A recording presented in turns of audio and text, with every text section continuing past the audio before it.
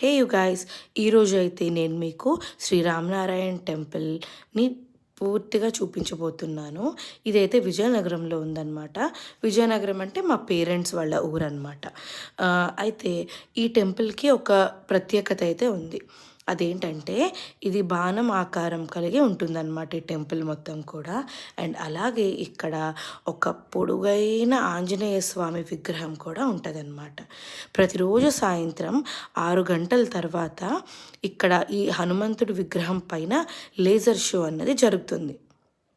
శ్రీరామ్ నవమి, హనుమత్ జయంతి ఇలాంటి పండగ రోజులైతే ఈ టెంపుల్ అయితే చాలా దేదీప్యమానంగా వెలిగిపోతుందన్నమాట.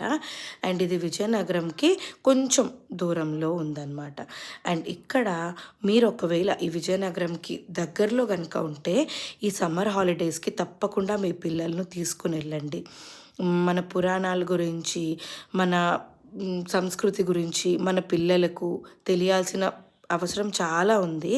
అండ్ ఇక్కడ ఈ రామనారాయణ టెంపుల్ లోపల ఈ రామాయణం ఏదైతే జరిగిందో అది మొత్తం పిక్టోరియల్ రిప్రజెంటేషన్లో మనకి ఏర్పాటు చేశారనమాట. సో చిన్నపిల్లలు వెళ్ళినా కానీ ఈ విగ్రహాల రూపంలో ఉండి కింద దాని తాలూకా డిస్క్రిప్షన్ కూడా ఇచ్చారనమాట. సో అది చదువుకుంటూ మనం వెళ్తే చాలు, అది మనకి మొత్తం రామాయణం అంతా కూడా మనకి క్లియర్గా మైండ్లోని మనకి మెదులుతుందన్నమాట. పిల్లలకైతే చాలా ఈజీ వేలోని మనం వాళ్ళకు తెలియజెప్పొచ్చు అనమాట. అండ్ ఈ టెంపుల్లో ఏంటంటే ప్రత్యేకత ఏంటంటే మనకి ప్రతిరోజు సాయంత్రం కూడా 6 o'clock తర్వాత లేజర్ షో అనేది జరుగుతుంది. ఆ లేజర్ షో ఎలా ఉంటుందంటే అసలు చూడడానికి 2 కళ్ళు కూడా సరిపోవు అనమాట మనకి. అండ్ ఇది విజయనగరంలో ఎన్సిఎస్ థియేటర్ ఉంది కదా, ఆ ఓనర్ ఎవరైతే ఉన్నారో ఆయన ఈ టెంపుల్, ఆయన పిల్లలు ఈ టెంపుల్ని కన్స్ట్రక్షన్ చేయడం అయితే జరిగిందనమాట.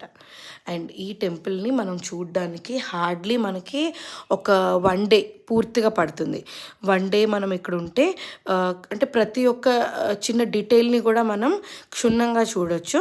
అండ్ అలాగే ఇక్కడ క్యాంటీన్ కూడా ఉంది, మనకి ఫుడ్ అవైలబిలిటీ కూడా ఉంటుందన్నమాట. అండ్ అలాగే రోడ్ పక్కన పిల్లలకు చిన్న చిన్న బొమ్మలు కాదు ఏదైనా సరే బాగానే దొరుకుతుందన్నమాట. సో మీరు ఈజీగా ఒకవేళ మీకు ఒక వీకెండ్లో సాటర్డేనో సండేనో అలా వచ్చి మీ ఫ్యామిలీతో వచ్చి ఈ టెంపుల్ని దర్శనం చేసుకుని అసలు మీ 2 కళ్ళు సరిపోవండి, మీరు తప్పకుండా రావాలి. అలాగే ఈ గుడిని మీరు తప్పకుండా సందర్శించాలని మనస్ఫూర్తిగా కోరుకుంటున్నాను. వీడియో నచ్చితే లైక్ చేయండి.